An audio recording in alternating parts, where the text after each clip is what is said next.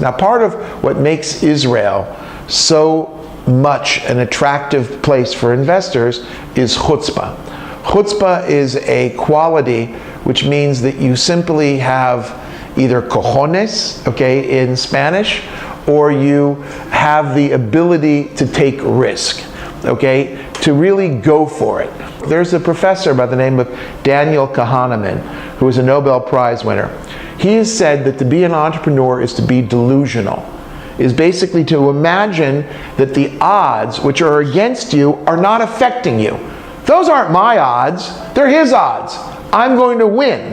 And that delusion is really chutzpah. Israel is actually called the startup nation, and Tel Aviv is the business center of all of Israel, and that's why we are the startup city. We're actually ranked the #1 startup ecosystem outside of the United States, and it's mainly because in Tel Aviv we have over 1,000 early stage startups. That makes us, because we're a very small city, the highest amount of startups per capita in the world. Starting a company in Israel is super easy. Society totally understands it. There's an ethos around it. There are lots of people that are willing to help you. The ecosystem is built from 3 parts. The public, the academic, and the private. In Israel, the private sector begin very early to support all this activity. But once the public sector, the government, 25 years ago, begin to support with the programs as Tnufa and the main scientist, all this activity, this is when all the startup nation begin. Of course, startup nation is a really good PR stuff.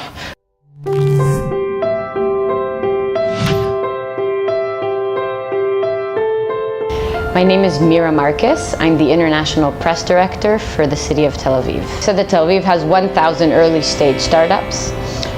In Tel Aviv is only 52 square kilometers. That means that we have 19 startups in every square kilometer. That means that you throw a stone in Tel Aviv, you hit a startup, right? You can't go anywhere without seeing a startup. That means that for every 430 residents, we have someone working at a startup. That's out of this world. That means that everybody knows someone that works at a startup. Everybody knows a startup that they think is going to be the next best thing. And everybody has their own idea for a startup, and it's the best idea in the world. And everybody has a dream to have a startup and to be rich because you have the best idea in the world. I had a great idea this morning. If you want, I'll share it with you. But that's really how life is. I'm John Medved. I'm the CEO and founder of Our Crowd. We're the world's largest equity crowdfunding platform. We're headquartered here in Jerusalem, Israel. In Israel, startups run the gamut from the traditional things that people think of Israel, cybersecurity. Everybody knows Israel's a cybersecurity power. Today there are 400 cyber startups here. That's out of about 1,500 worldwide. So literally almost 25%, over 25% of the world's cyber startups are here in Israel. We're very good at autonomous driving. We're really good at medical devices, at big data and analytics, at everything having to do with machine vision or computer vision. Robotics are great here. Drones are amazing here. We pretty much invented the drone business, certainly at the military level. We're very good at semiconductor design and semiconductor technologies. We're very, very good at analytics and advertising technology. There are a lot of companies here that know how to drive lead acquisition and lead generation. There's a lot of Israeli companies in the data management and data analysis area. Storage is a big part of this country. Literally, it's hard to find a major area of technology that Israel is not involved with.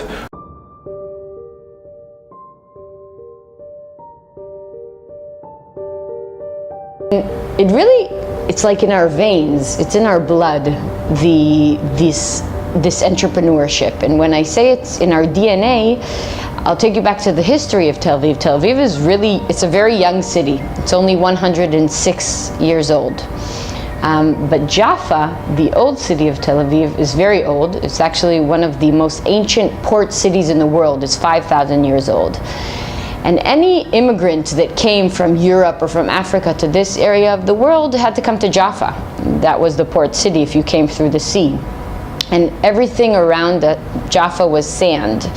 And a few Jewish families that settled in Jaffa didn't like their life there. You know, there was streets and commerce and stores and schools and everything, but they didn't like their lives, and they sat together and thought to themselves, what can I invent that doesn't exist today in the world that will make my life better? And they decided to invent the city of Tel Aviv. We call those families the first entrepreneurs of Tel Aviv, and we call Tel Aviv the first startup of Israel, because they decided that they want to create a city where nothing existed here before. It was all sand. And they wanted it not only to be a city, but to be a garden city in the middle of the desert. That sounded insane. And they wanted it to be a Hebrew city, which didn't exist anywhere in the world. They wanted all the signs to be in Hebrew, and the spoken language to be Hebrew, the values to be Hebrew values, the schools to teach Hebrew. And everybody thought they were insane. But these 66 families left Jaffa, divided up the city, did a raffle. Every family got a piece of land, and they created this city. Now, if you walk the streets of Tel Aviv, you see it's very green. There's many trees. The garden city vision came true. And it's a completely Hebrew city. Most of the people here speak Hebrew. It's the spoken language. So their startup came true, and they inspire us, the people of Tel Aviv, every day to dream the impossible. I'm Tzvi Shalgu.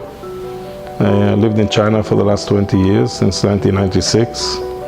I did mostly supportive business for high-tech companies. We can talk about it later.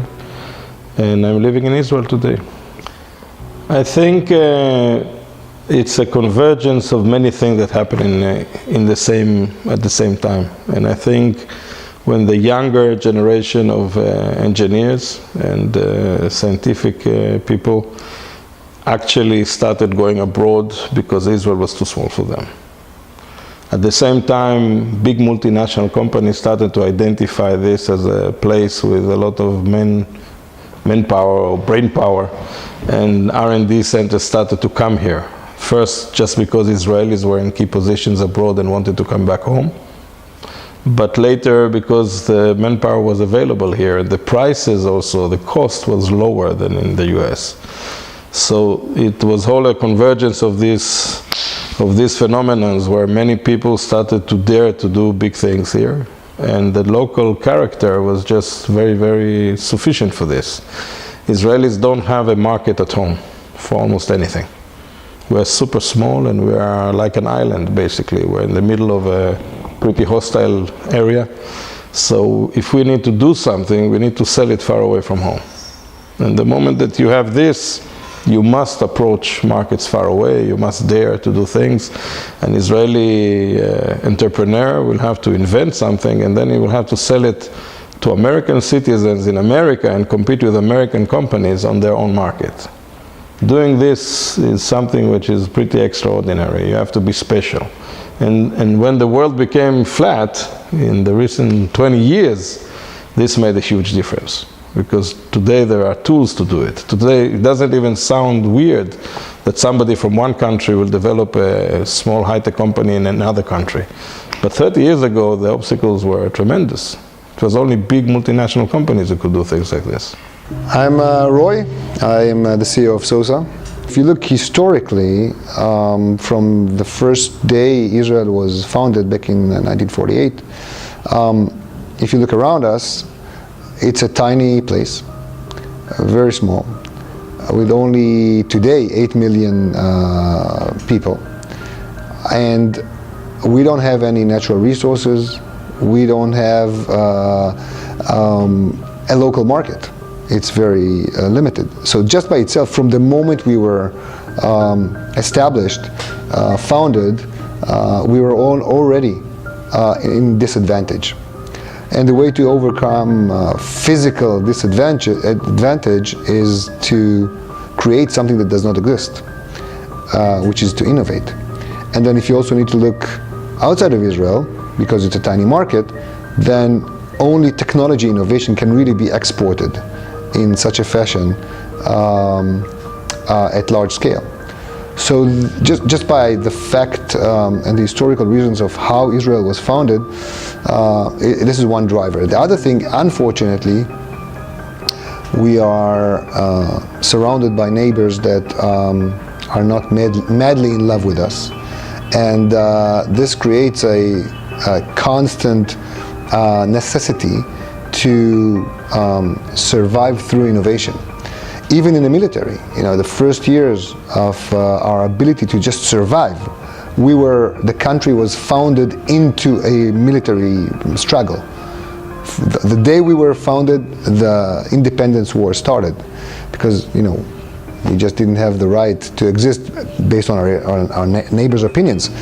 Let's face it, people have tried to kill our people, to destroy us for generations. It's not just one enemy who has come to destroy us. There have been enemies through all the generations who've tried to destroy us. But what do we say? We laugh. We go forward. We get Nobel Prizes. We make billions of dollars. We build startups. That's who our people are. Okay? And we have that ability to take the risk to say, what the hell? We're going to lose? Get over it. Try again.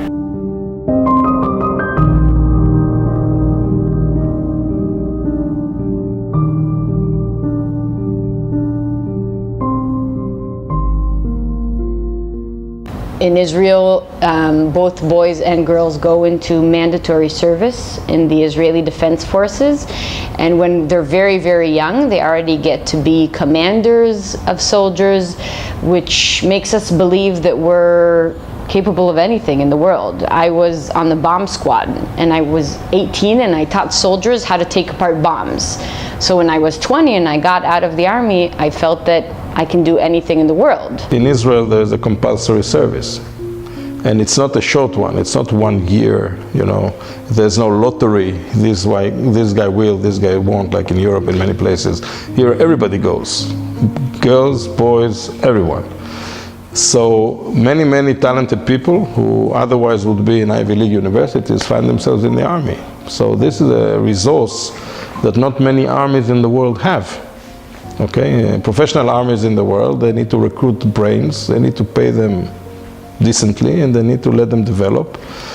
We have those guys 18 years old, sometimes already after a bachelor degree in mathematics, and they're in the army.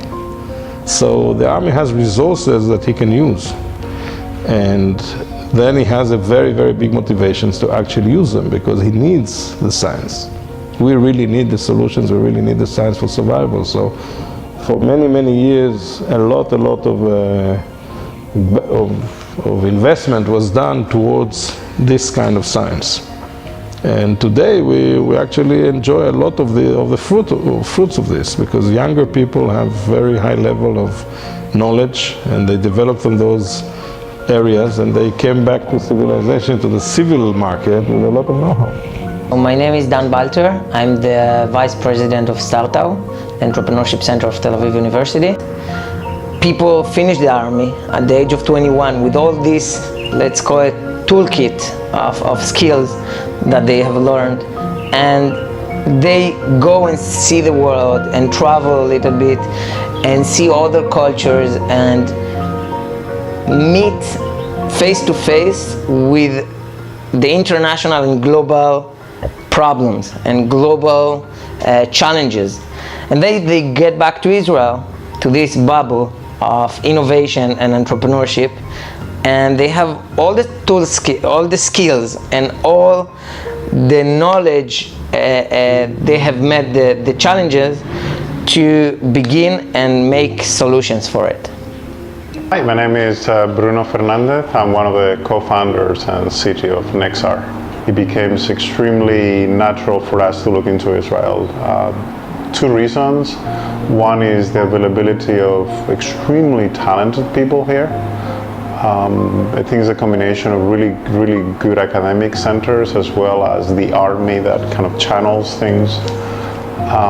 So hiring becomes easier perhaps than other places like in the Bay Area where we both used to work. Many of these technologies come from the military.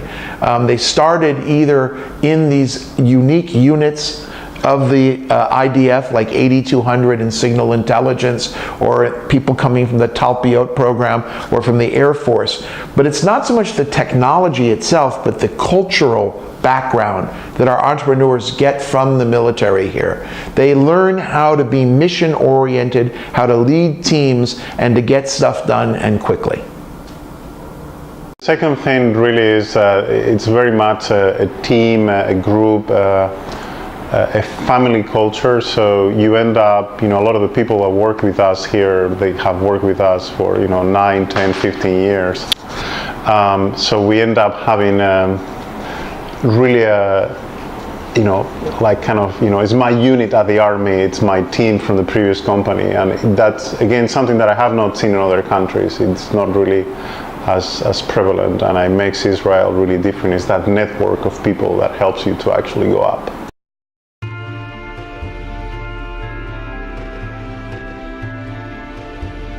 Israel is a society that accepts failure, which means that, sometimes in Japan or in other cultures, if someone says, I had a startup and it failed, they lose face.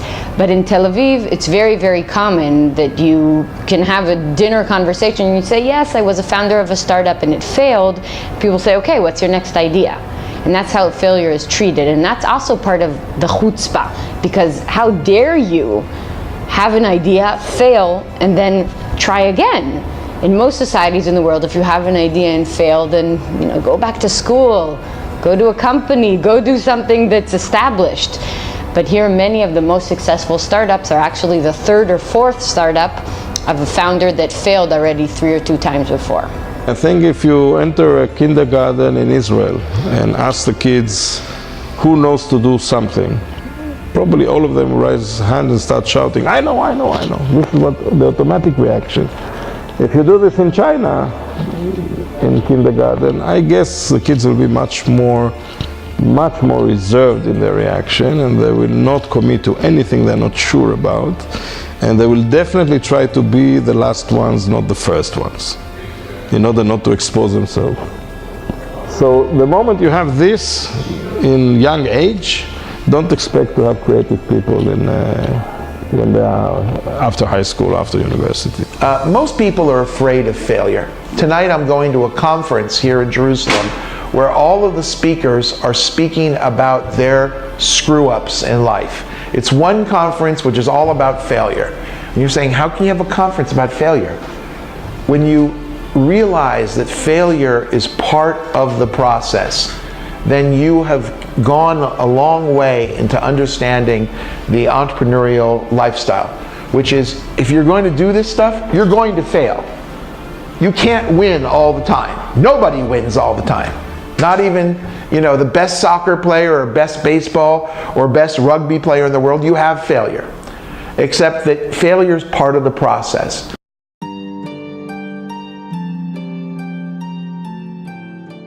My name is Eran Shir. I'm the co-founder and CEO of Nexar. A key point was the creation of the VC industry in Israel by the government in the 90s, early 90s, and the model that they did it.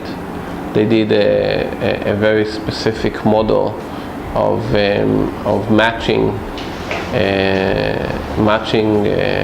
funding in VCs when the other part of the money came from experienced investors abroad.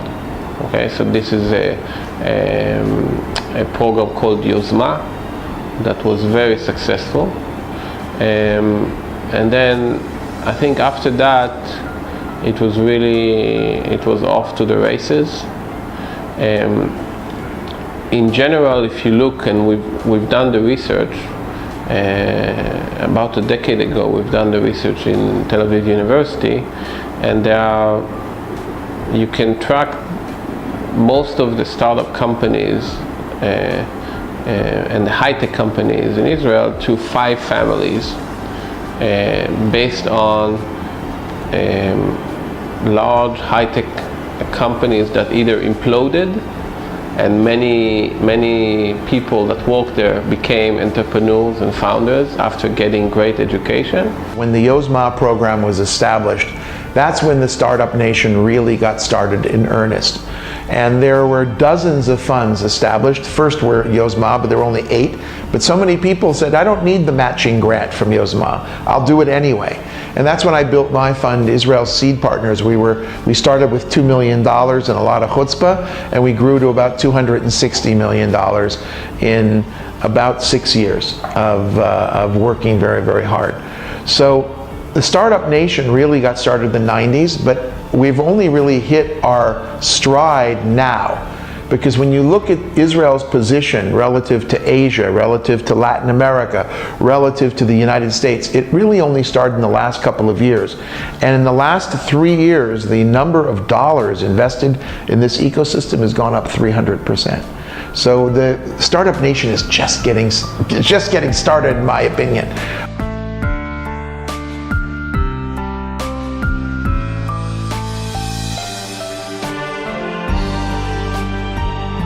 I think that the key point is to build an holistic ecosystem. So you cannot just have researchers. Researchers need business people. Business people need funding. The VCs need to have their own funding. You have to have the relevant people with experience to mentor and support. So really building a full ecosystem. And this is what we have here. We have talent, we have a very vibrant VC ecosystem. In terms of percentage out of the GDP, Israel is #1 in terms of the amount of VC money spent out of the GDP. R&D wise, we are #2, I think, after Korea. So lots of efforts, lots of funding, and an ecosystem that supports and helps and so on. It's also a matter of culture. Helping each other is part of our DNA. You hear many countries who are trying to learn from other countries and trying to learn and copy models. Like we are looking on the Finns and we are looking on the Danes and on all kinds of, Singapore for inspiration. A lot of Chinese and other countries are coming here. I think it's not so easy to copy. It's not so easy to imitate models because the population lives in totally different ecosystems and sphere, and even a cultural or physical state. Okay, for a country to become a bit similar to what's happening here, you need to be a surrounded country with no market, which by definition is a very small country. Okay, less than 15 million people or 10 million people. And you need to be highly educated in terms of generations back, not necessarily university or schools, because the schools in Israel are not that great, but the heritage, the families, 2-3 generations back, people are educated, people had experiences all over the world. Anyone you catch here in the street and you check 2 generations back probably lived in 2 or 3 continents. So we collected know-how from many countries. We are not afraid from changes, not afraid from trying, not afraid from many things that are not so normal for well-established countries, which have very organized and secure structures. In a big secure structure, you need to find your place, and everybody expects you to find a place in a bigger organization or in a bigger scheme. In Israel, there are no big schemes, there are no big organizations. So either you create them yourself, or you come there, you think it's big for 2 days, and in the second week you already have ideas how to change it to be bigger. I mean, people are not used to work in very big organizations, and the country is ever changing, not stable. So I think if you have this environment in your country, you can come and try to imitate some things. If not, I don't think it's healthy to imitate us, because there's a lot of negativity also in the way we work. We are doing the best of what we can with what we have. If we had more, I'm not sure we should have behaved just like we behave. It's not only positive. It's very positive because I admire a lot of people who are working here and what they do. But I must say that their cards are dealt in a totally different way than other countries. And I wouldn't recommend to other countries to have our cards. These are, it's a hard, hand to deal with. It's not an easy situation. I think really is that if other cultures like Spain or even the UK wanted to really copy some of the things that work here, is really that do not be afraid, and do not be afraid to break the rules and go beyond what is possible. One of the things, being raised and grown in Spain, one of the things that I always found it was that culturally everybody looks at you as like, why are you doing a startup, right? That was like a bad thing. It's your family, it's your friends, it's society in general is basically blaming you for like, what are you trying to do? Why you just get a stable job and be good? Whereas here is the opposite, right? People feel they're missing on something if they're not on the next startup, and actually become so active that people want to switch to the next one because am I on the hottest one, or this is the hottest one that is coming next? And everybody's invested, right? I talk to people here, is like, oh, my uncle is in this thing, and my father is here, my aunt and my cousins, and everybody invests in everything, everybody's in a startup here. So that makes, it's the DNA of the country, and I think culturally a lot of the European countries and even the US to a degree, I think having that, let's not be afraid and let's go for it, I think it will be tremendously useful.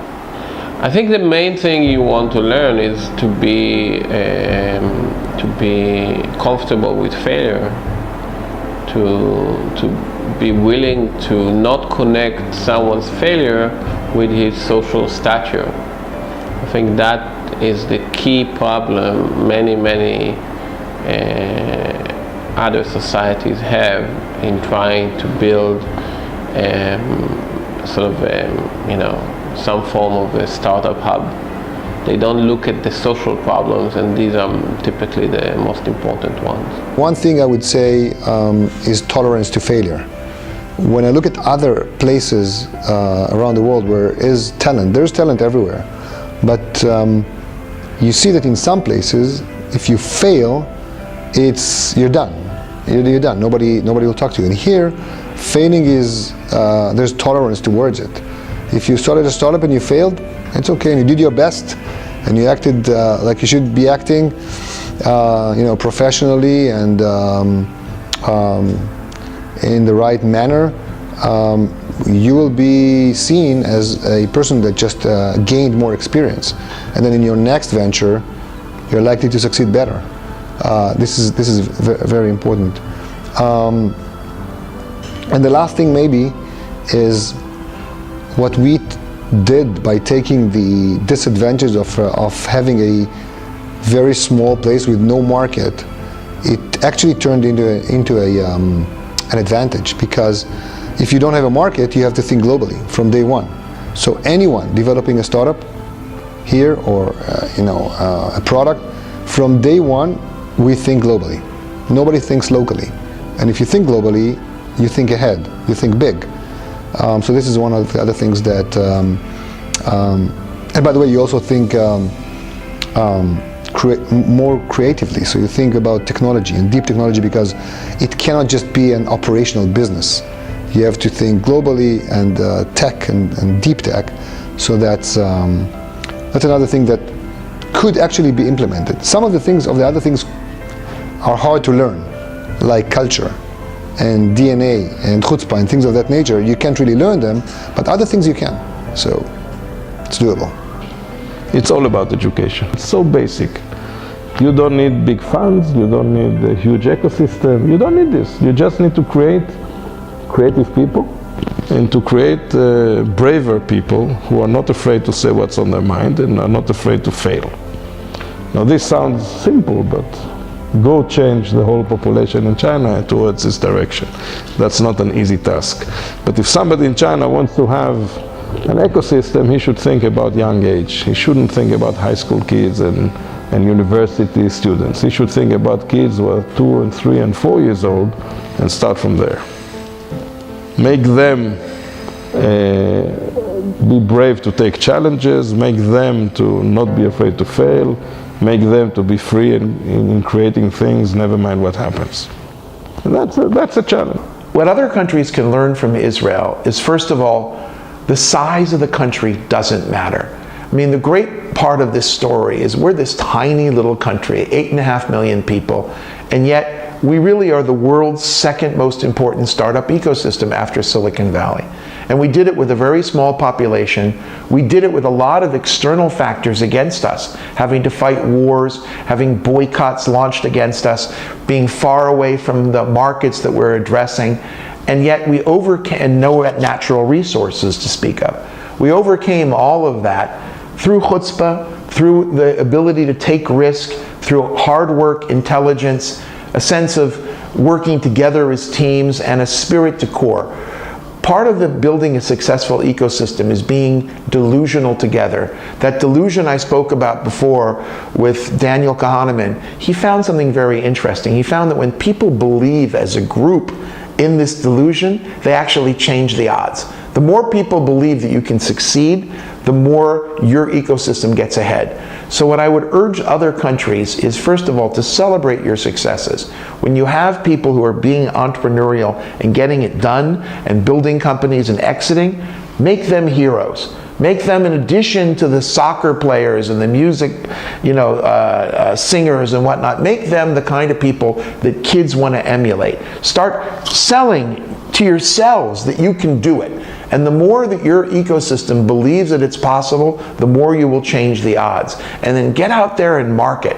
Because today, the world is a one little village, and everybody's competing for startup dollars. Everybody's competing for these global markets. It's no longer an individual country game. It's a game of global alliances. And if you sit at home and don't get on the plane and go visit the way that you've been visiting countries around the world, it's not going to happen.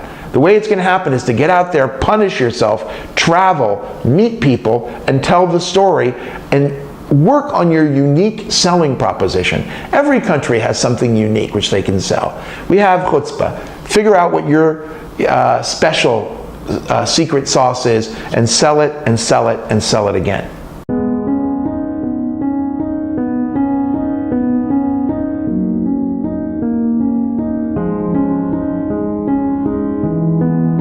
So one of the things that Israeli companies need to become really, really good at is how do they become global without having to relocate, which is a key issue that happens with a lot of them, that once they reach a certain level, they figure out our market is the US, but to be in the US, we need to be in the US. And it's not sustainable, right? Because you end up having only small to medium businesses here that then relocate to the US. So that's something that has to be solved. I think it's possible. We want Nexar to be a company that is rooted and is in Israel for the long run, but it's non-trivial about how you create such a company.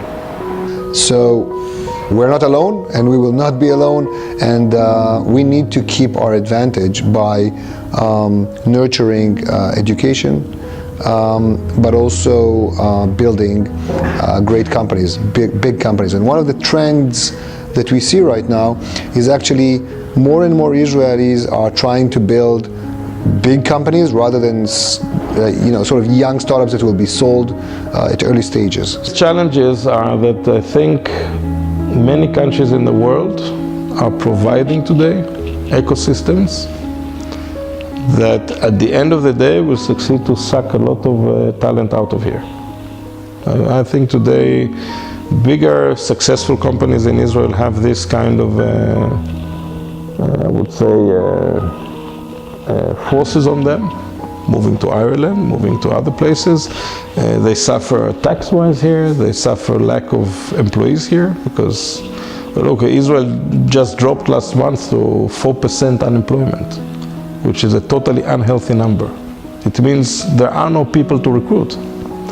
And this means salaries will go sky high, and this means why not open an office somewhere else?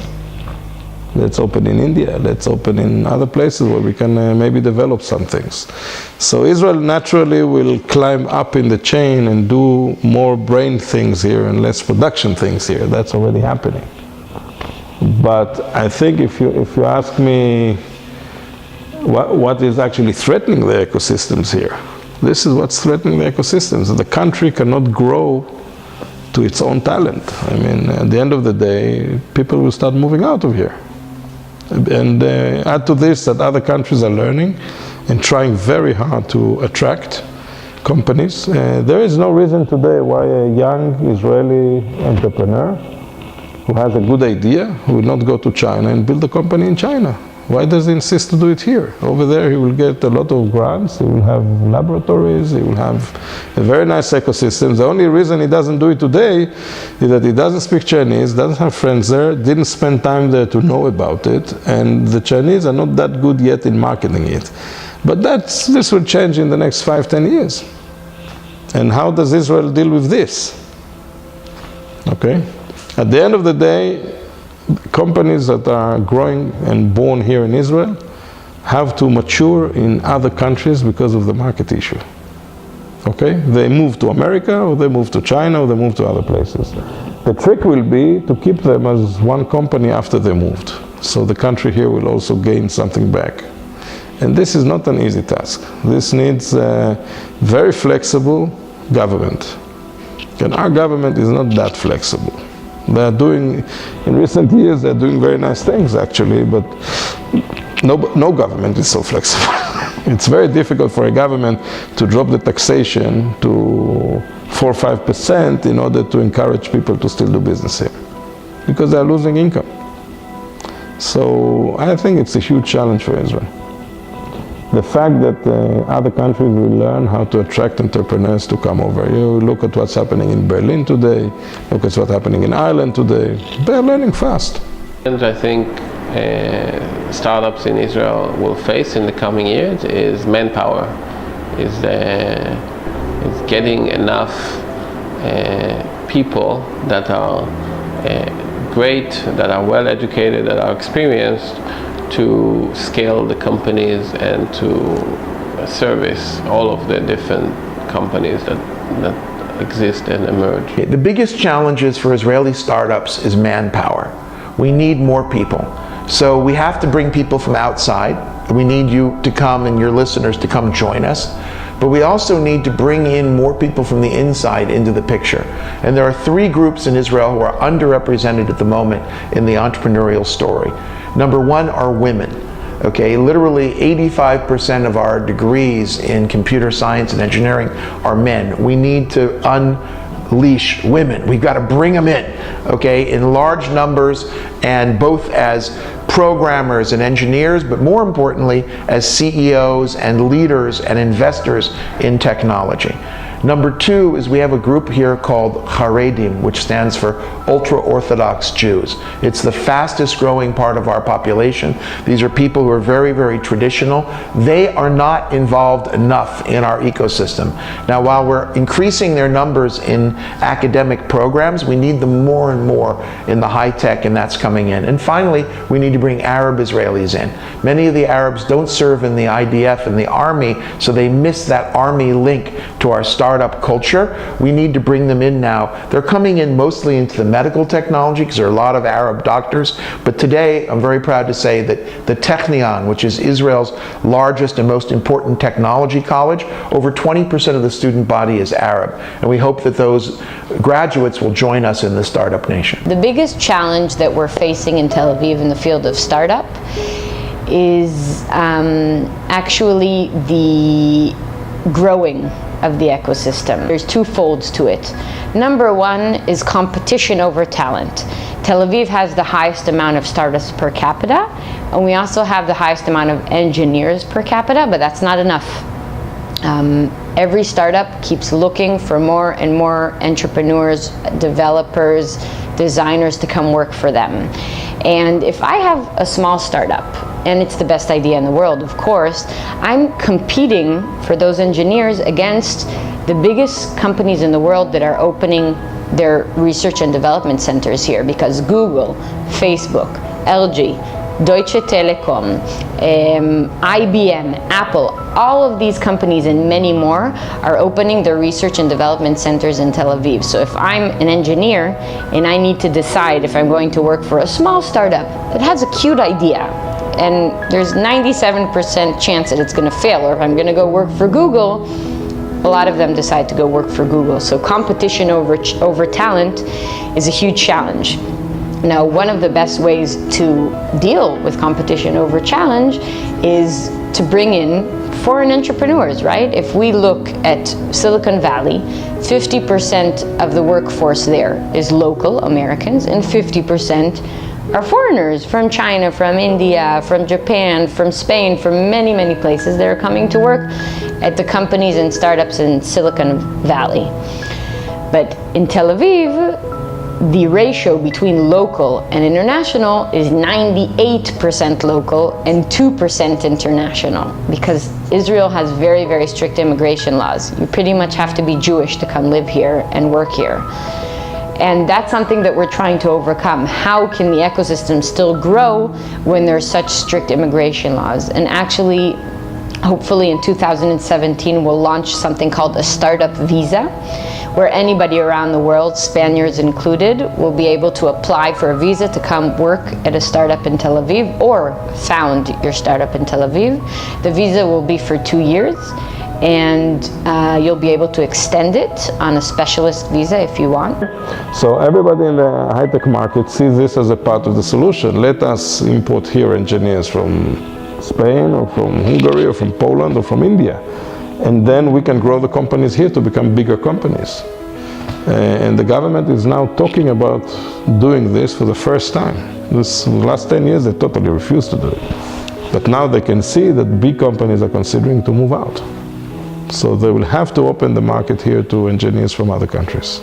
And don't forget that they say that this is the second ecosystem after Silicon Valley in terms of size.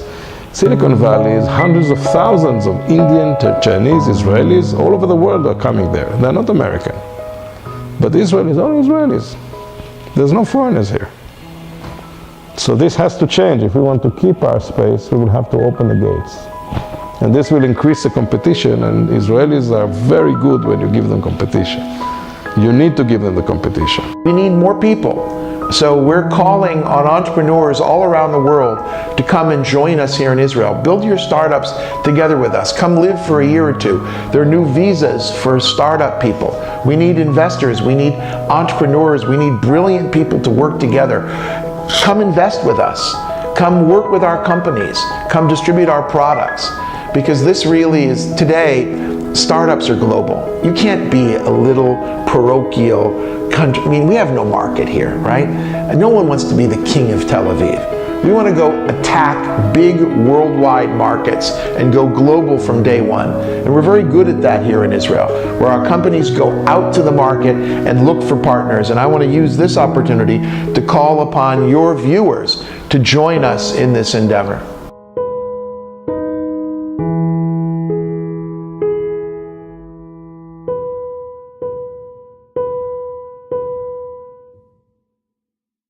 Israel is a cybersecurity power. Today there are 400 cyber startups here. That's out of about 1,500 worldwide. So literally almost 25%, over 25% of the world's cyber startups are here in Israel. We're very good at autonomous driving. We're really good at medical devices, at big data and analytics, at everything having to do with machine vision or computer vision. Robotics are great here. Drones are amazing here. We pretty much invented the drone business, certainly at the military level. We're very good at semiconductor design and semiconductor technologies. We're very, very good at analytics and advertising technology. There are a lot of companies here that know how to drive lead acquisition. That means that for every 430 residents, we have someone working at a startup.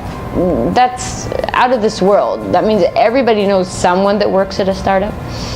Everybody knows a startup that they think is going to be the next best thing.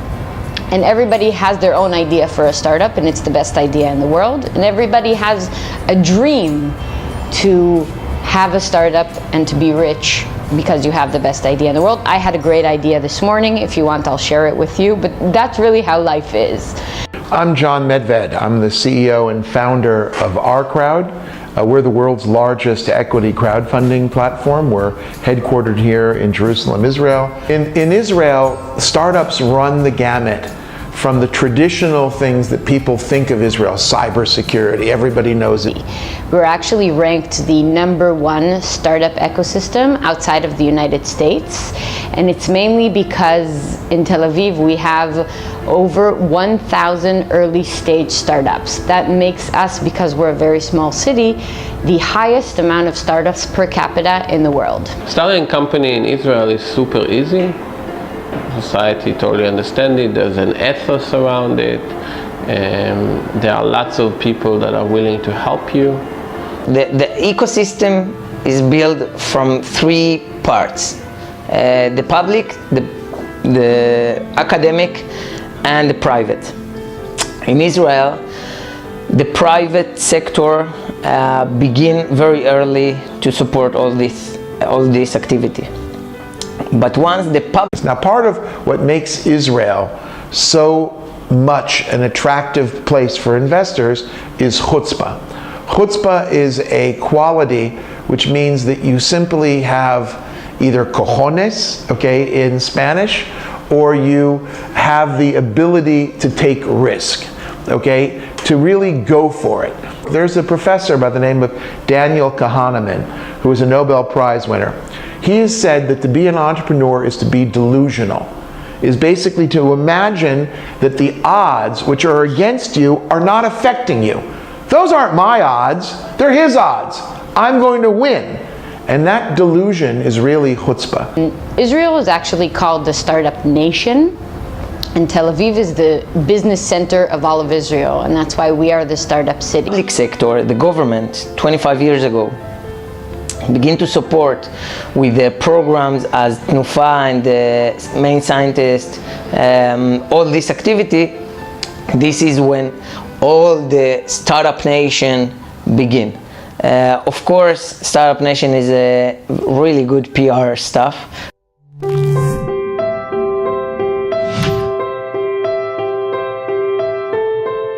My name is Mira Marcus. I'm the International Press Director for the city of Tel Aviv. So that Tel Aviv has 1,000 early stage startups.